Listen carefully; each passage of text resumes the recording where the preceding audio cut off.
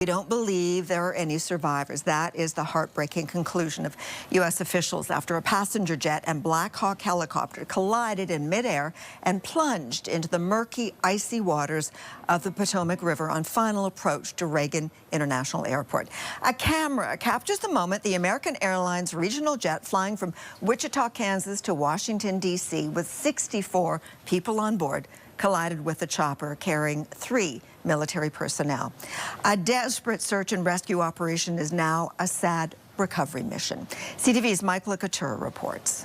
American Eagle Flight 5342 was on its final approach. On the left, a U.S. military Black Hawk helicopter was on a training flight.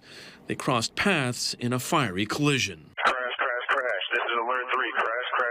This is alert 3. Both aircraft plunged into the icy waters of the Potomac River. I just saw a fireball and then it was just gone. So I haven't seen anything since they hit the river. People who live near the airport are used to loud noises from aircraft, but this was different. It was loud, it was unusual, it was something you only hear on video games, on movies, something I have never experienced. Hundreds of emergency responders rushed to the scene and spent the night searching the frigid waters, hoping to find survivors. Twisted debris and mangled metal further complicated matters.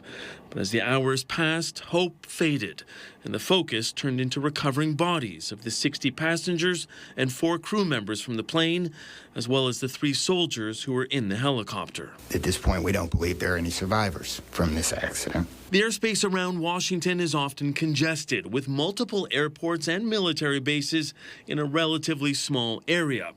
U.S. Secretary of Defense Pete Hegseth said military flights over the Potomac River are routine, but he believes tragically a mistake was made last night. Army CID is on the ground investigating. Top-tier aviation assets inside the DoD are investigating, sir, to get to the bottom of it so that it does not happen again, because it's absolutely unacceptable. A dive team has found what appears to be one of the plane's 2 data recorders, which they hope will shed some more light on the accident. We do not know enough facts to be able to rule in or out human factor, mechanical factors.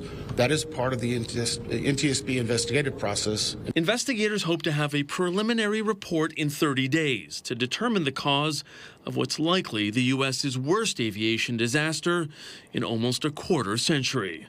Michael Couteur, CTV News.